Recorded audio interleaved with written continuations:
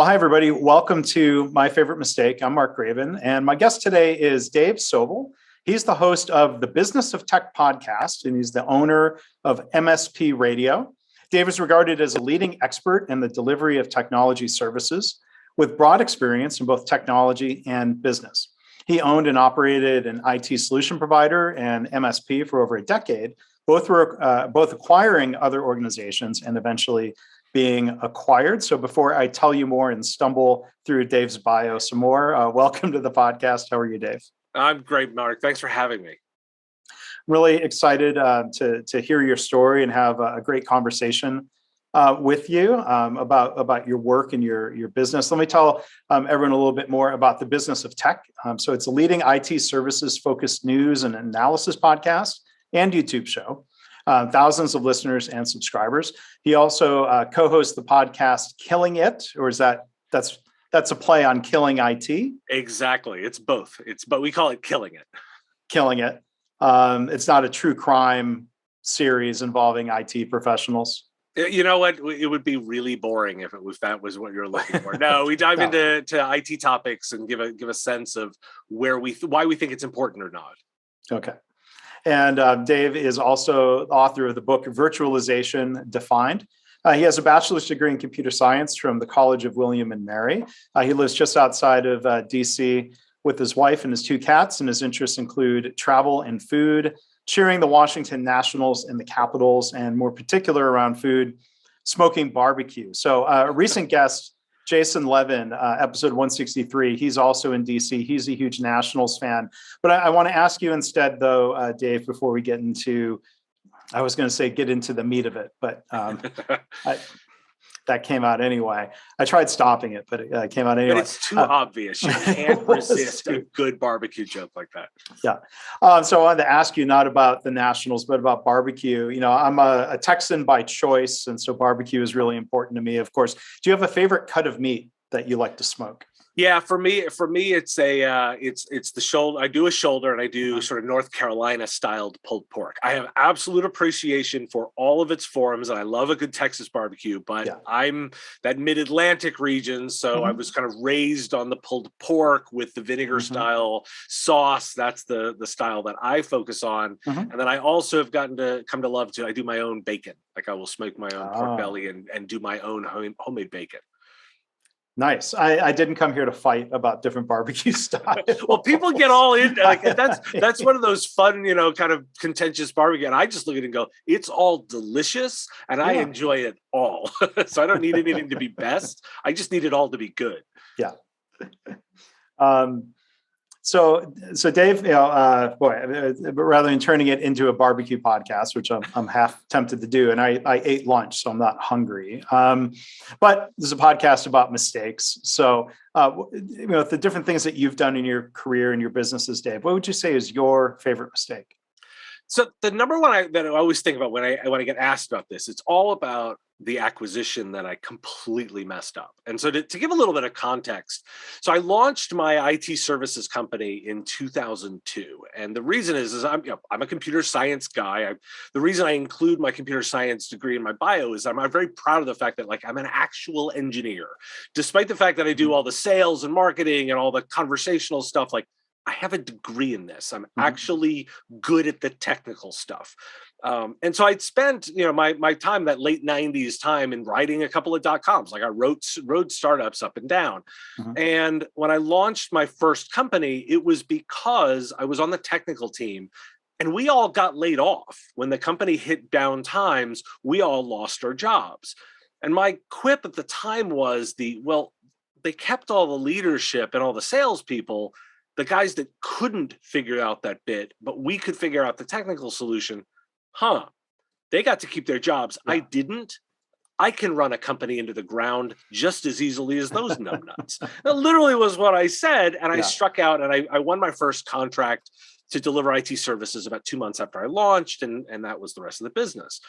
But that's the context, was this element of I can do it. I'm an engineer. I can solve these problems. I can get into the weeds of that. And my business was around delivering IT services. So the idea is most small companies don't have somebody internally that can handle the technology, so they work with an outsourced company. We were delivering those services. That's the context for my mistake. So the biggest mistake was, I screwed up an acquisition, and I screwed it up royally. So the mistake was not starting the business, but the mistake was this acquisition. I mean, what happened? What did you expect to happen? What did you predict?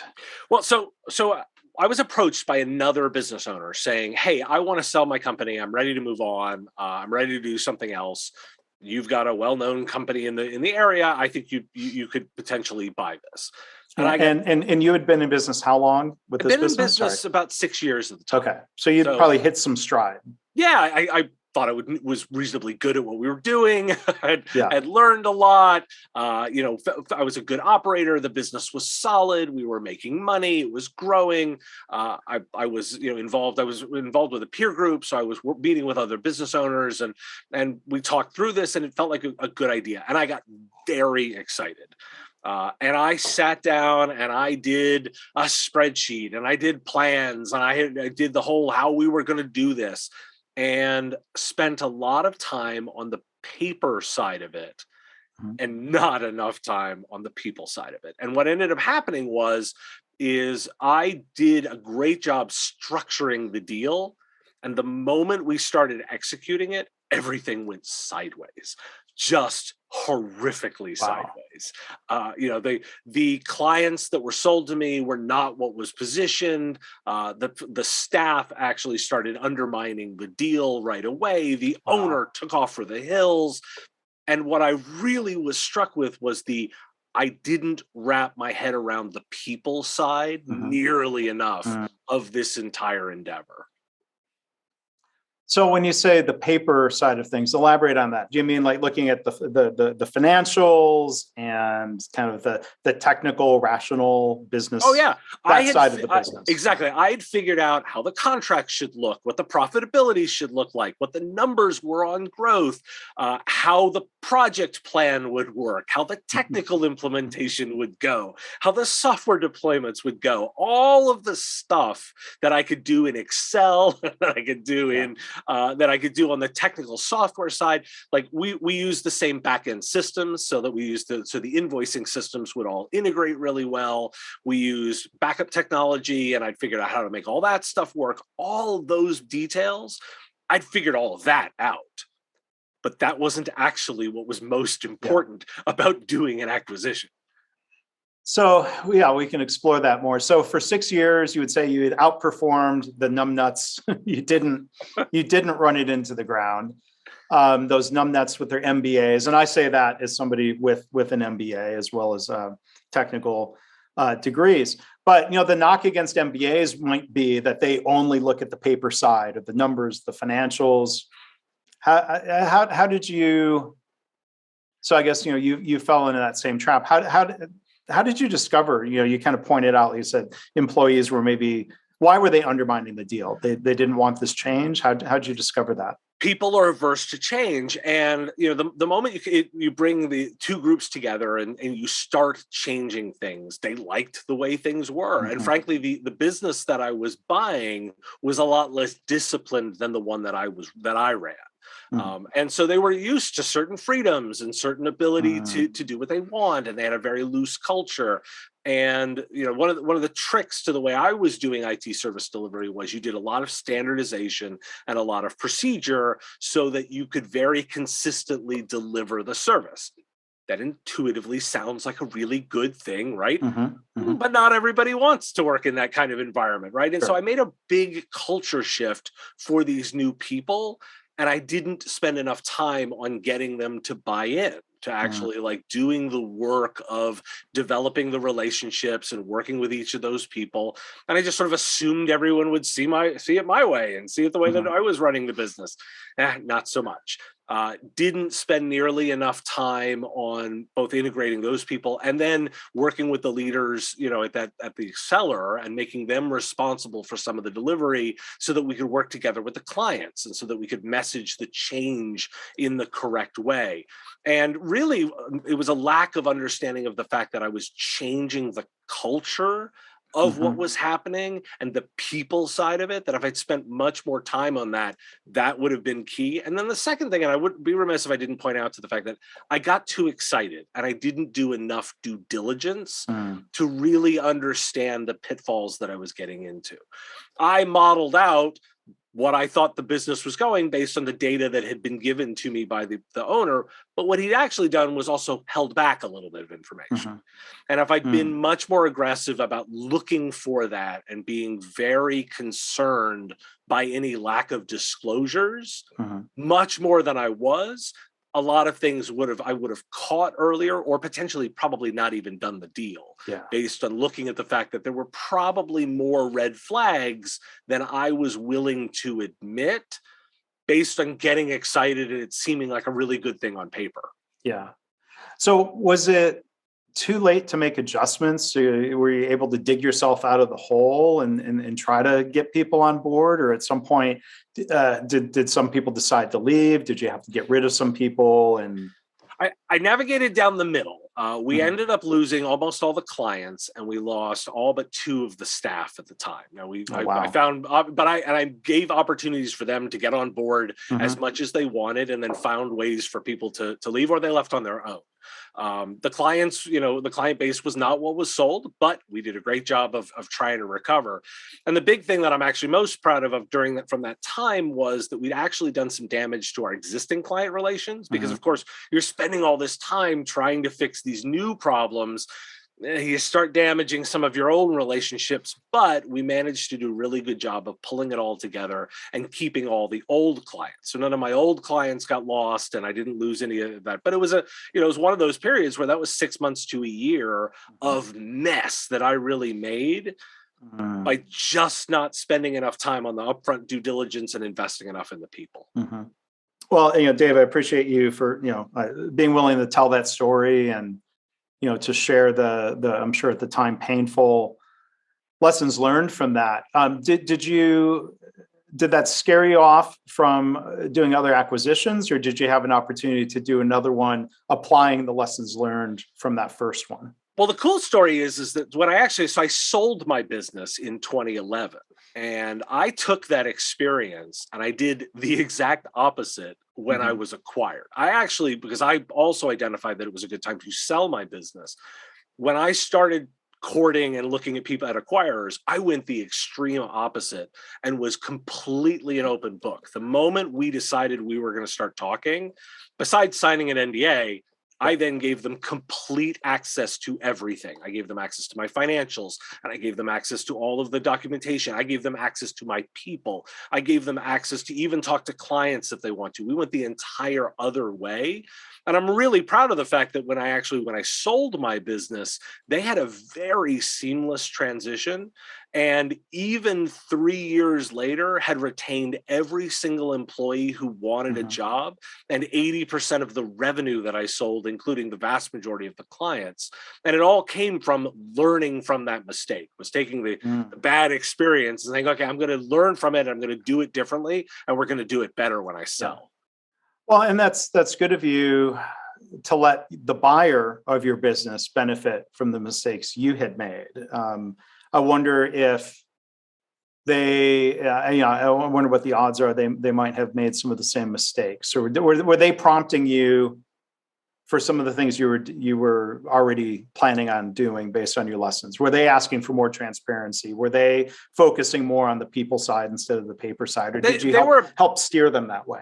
They were a better acquirer than I was. I will give them credit for that. But because we'd started the conversation from a place of complete transparency, because I just said, this only works in my mind if we go to that, we actually fell into lockstep really fast. We did the deal reasonably quickly. We did it all within about 90 days, which is a pretty fast sale and migration. But we both credited it with saying, it was because we were as transparent as we were, and we built trust really fast. We also had known one another. I kept in touch with them for a long time, even that. And every year we always would get together for a meal, and they'd laugh. I'd buy them or they'd buy me. And it was always some kind of conversation. But then we were able to really establish quickly that trust by just going full transparency. And I tell you, it has left that impression on my entire career that I have always gone now towards transparency always wins for me, because I've always found that that's just the better lesson, and I find better outcomes by just being transparent. Yeah. Before we talk more about your current business, I'm curious, when you talk, Dave, and again, our guest is Dave Sobel. My mistake, I should have mentioned his website up front. It is businessof.tech. So Business of Tech is the show, and I'm sure I'll put links in the show notes to the YouTube channel and all of that. But Dave, you mentioned riding startups up and down. Like in your experience, or at least at that time, how much of that is just sort of the expectation going into it, that you think, well, odds are there could be mistakes made. The business is the nature of the beast, that there might be an up and a down. Well, I'm a big believer, and that's just life, right? Like you just have to ride the ups and the downs, and it's how you ride that really is much more important. And I happen to be one of those crazy people that likes a little bit of chaos, so I tend to favor smaller companies over bigger ones. I think there's also an argument of made that some entrepreneurs aren't wired as like a deficiency, aren't wired to work well in organizations, so they find ways of building a business around themselves to fix their own deficiency. I'm envious of those that can work at large organizations and can run that system, because that's not me. It's very much I like working on problems I can get my hands around, and thus I tend to favor smaller businesses. So for me, it's always been that I like the chaos of small, which is why I have always favored sort of startups and lighter weight organizations. Yeah. And so then what you're doing now, Dave, with what you're writing and doing podcasts and videos about, and what you're covering, it's focused on small businesses. And from what you see, what you hear about, there's mistakes small businesses make when it comes to choosing or implementing software. What are some of the most common mistakes that you see or hear about? The number one mistake that I always talk about is measuring success. Oftentimes, technology is viewed purely as just kind of an expense line item. And I actually I do this kind of good, better, best modeling for the way that I link technology spend to a business. I think it's good if somebody views it as just an expense, just something that has to be done. And if I link that to your profit and loss statement, I talk about that being kind of at the SG&A level, right? That if you're in that general expenses, okay, that's good, right? That's generally how most people are approving. It's better when technology is used to apply to actually tie it to operational costs when I'm trying to do savings. I can make you more efficient. I can have you need maybe less people, or maybe you can process faster. Like I consider that in my better tier, but the actual best implementation is when I can tie the technology directly to your top line revenue. It should be an enabler. It should make you sell more, grow faster. It should tie more to your growth acquisition. That's best.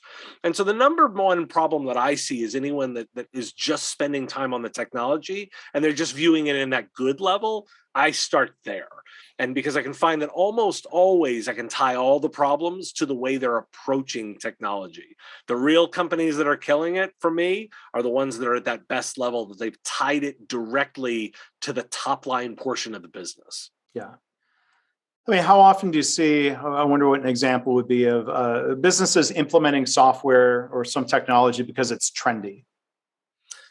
Happens a little too often than you think. I mean, the greatest example right now, of course, was the forced version of it, that when everyone went virtual in a 2-week period in March of 2020, that wasn't trendy. That was because everyone was forced to it. Right. I love conversations around that, because the ramifications of that choice are really becoming very clear. And I'm again seeing that stratification of the way people are approaching it. The people that are becoming really good at this are the ones that are thinking about culture and the way that they're going to manage people and the way they change the measurement of their business to take advantage of what's possible, versus those that are saying, well, we're going to measure this based on how many days you are in the office. It's like, Yeah.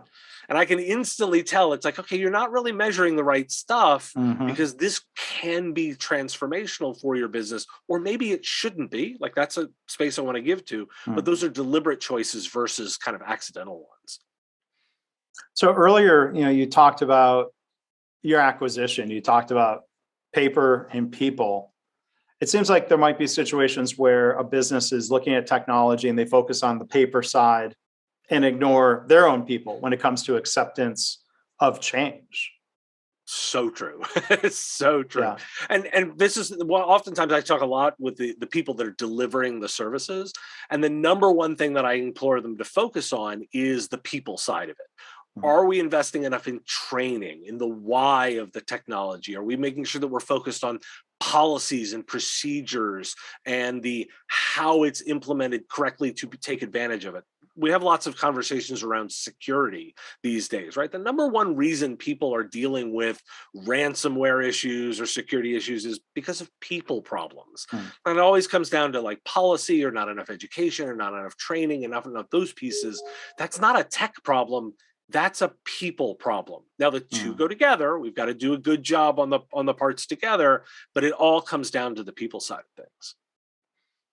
And it seems like there could be a mistake in either direction, a mistake made choosing a technology that the people all want, but doesn't have an ROI, which might be, again, the paper side. And what you're describing of choosing something that rationally makes sense, or the numbers might be there, but then there's the adoption. So I'd be curious to hear, let me turn that thought into a question.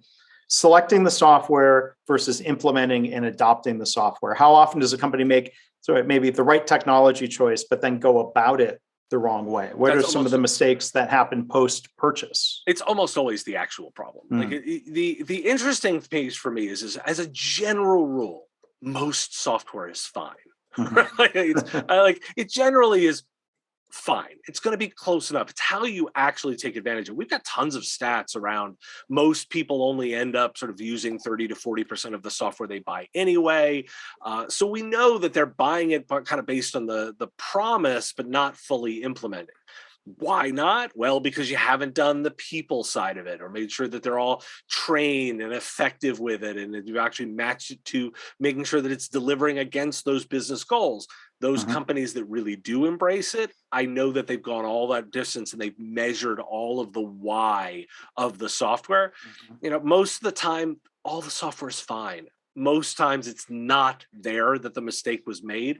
It's always about how it was implemented within the organization. And it seems like there could be a lot of dimensions to that. How are they communicating? How are they explaining the why? I mean, how often does a company basically have the money to buy the software, but then not have the money to do the implementation correctly? Well, and from my perspective, it should all be wrapped up into the actual proposal, like the entire package. Yeah. You shouldn't be buying something if you have not actually scoped out how the implementation will work. And that may just be time, by the way, particularly for many small businesses. That's just devoting the staff resources to training everyone and explaining it and making it rolled out and making sure that managers are embracing it and doing all of that, even down to as literally as simple as we're using remote technology right now to talk to one another, right? But most people have not actually been taught the power of the tool and how to use it correctly. One of my things that I always like to talk about is that we all talk about Zoom fatigue. Well, the reason Zoom fatigue happens, one of them is that humans are not wired to look at themselves. And a simple thing you can do, for example, is turn off the self view. Right. I do that on every single meeting that I'm in so that I don't get tired. But if no one's been taught those tools, that they're there and the why of them, well then, the bad effects start happening because you've not gone the full distance to be a good manager.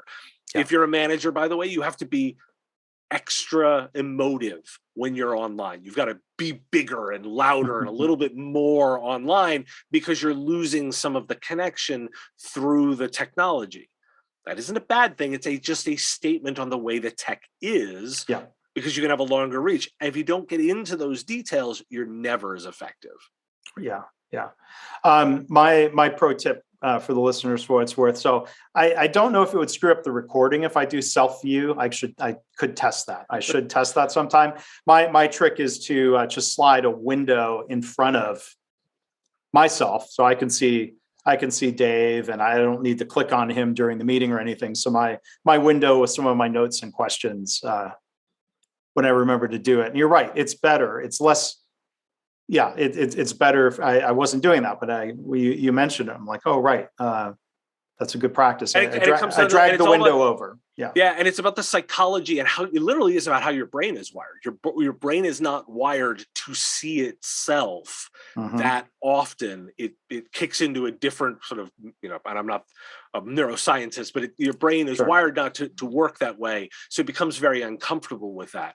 One of the other little simple things is to, if you're getting into the remote stuff, is to make sure that you're looking at people and you've sized the windows correctly so that it looks like it should and everyone's roughly the same size. There's ways to do that. These are the kinds of tricks that systematically an organization can roll out so that all managers know how to use the tools effectively, so that they can actually spend the time working on work versus being slowed down by the tech. Yeah. So before we wrap up, Dave, and again, our guest is Dave Sobel. Businessof.tech is where you can find him and learn more online. There will be links in the show notes. So we talked earlier about your favorite mistake. And I think, part of the reality, part of the human condition, myself included, is we make mistakes all the time. I've made plenty of mistakes today. Is there a recent mistake that comes to mind of something where you thought, well, it just proves, hey, we're all human? I don't internalize them as much as I used to, because I've become really comfortable with just test and try again. Yeah. Just if you're asking, like, what's the most recent mistake? Oh, I messed up a implementation on some marketing stuff just last week. Tried it all out. All results were wrong, all bad. But being forgiving of that really fast is the other thing that I've learned of that is if I'm not reaching, if I'm not failing reasonably often, I'm not trying hard enough. If I'm not failing, I have to measure it as okay, I'm too safe right now. I need to be stretching more and get comfortable with that failure. Now I need to own the failure. And I also always caveat by saying, and you have to be a good person too. Like, you have to make sure that you're not, mistreating somebody during the process of that. Those failures are to be handled a little bit differently. But particularly from a business perspective, it's like, oh, you're not trying hard enough if you're not making some mistakes. My most recent, I screwed up a marketing campaign last week. That didn't go well. But that's okay, right? Yeah. It's not a defining feature. It's something that I know I did it. I tried it. I measured it. Okay, that doesn't work. What are the lessons from that, and how do we adapt for the next campaign? Yeah, I think I hear what you're saying. I'm kinder toward myself when it's a mistake of being on the frontier of something new. Here's a situation I haven't been in. I didn't know. I made a mistake. But one of my most recent mistakes from this morning, I'm trying to help interview somebody for a company I'm affiliated with. And I had sent out the invite, and the invite had a Teams meeting kind of just embedded into it. But then I put in the location field, Zoom link to follow. So there was a mistake. And then my other mistake was not discovering, about 2 minutes before the interview, I'm trying to make a good impression of this person that we're trying to hire. And I created this confusion. Now, thankfully, she did what the meeting invite said. She clicked on the Teams meeting, and it worked out okay. But we have another interview tomorrow, and I'm going to not beat myself up over it. We're talking about it more now than maybe I had initially when I discovered the problem with somebody else. But there's something to be said for showing a little bit of grace, whether it's to ourselves or to others when mistakes happen. I've been thinking about grace a lot lately, and making sure that I'm not only remembering to be graceful on those kinds of, and give space for that, but to remember oftentimes that mistakes from maybe because of reasons I don't have insight into. The likelihood of if somebody's in a mood and the meeting didn't go well or something along those lines, it probably is because of something I'm not aware of, much more than it is about something that I am aware of. Like if I had a discussion with somebody last week and it just felt awkward and weird, and I kept thinking about it and wondering why that went that way. And I was like, you know what? It's probably something I'm not aware of. Something in their home, maybe their children are sick, maybe there's some other factor I'm not aware of, and I should just leave more space for that. And I think that's another bit that I think about a lot recently when I think about grace. Yeah. And I try to remind myself this. I'll send you one of these mugs, Dave. My favorite mistake mug. The other side that I look at as reminders to myself. I've mentioned this on some other episodes, but my reminders here: be kind to yourself. Nobody is perfect. We all make mistakes, and the important thing is continuing to learn from our mistakes. So that sounds very Mr. Rogers-y, Mr. Rogers-ish almost. I'm no Mr. Rogers. I was about to say, Dave, thank you for illustrating all those, but now it sounds kind of mean to say you illustrated the idea that nobody's perfect. But you know what? I will take any day I get compared to Mr. Rogers. I'll take it. That's high praise, and I really appreciate it. Yeah, but I do appreciate you being willing to talk about mistakes and to share the learning and how you've reflected on that and being kind to yourself in the process. So Dave, thank you for being a guest here. Again, Dave Sobel is our guest. You can find him online, businessof.tech. So wherever you're listening to this podcast, I'm sure you can find Dave. If you're watching this on YouTube, you can go find Dave on YouTube. And for those who aren't watching, I'm going to mention this because I asked Dave about this before. Those who are not watching don't see the two really cool old late 1980s, early 1990 computers behind him on the desk. For those who can't see what they are, I guessed one of them because I had that same computer, but those two computers are. I'm a big retro computer guy. I've got the Apple IIgs, which is the machine I learned to program on, and the Commodore 64, which was the first computer I had. And I'm very proud of the fact that that's the actual monitor I grew up with. So maybe I'm a pack rat, but I like that old stuff. Very, very cool behind you. So if you're not watching the episodes on YouTube, you can do that, and you can rate people's office and the cool stuff that they have behind them. But Dave, thank you again for being a guest. Really, really enjoyed it. Thanks for having me, Mark. Really appreciate it. This was great fun. Great. Thanks.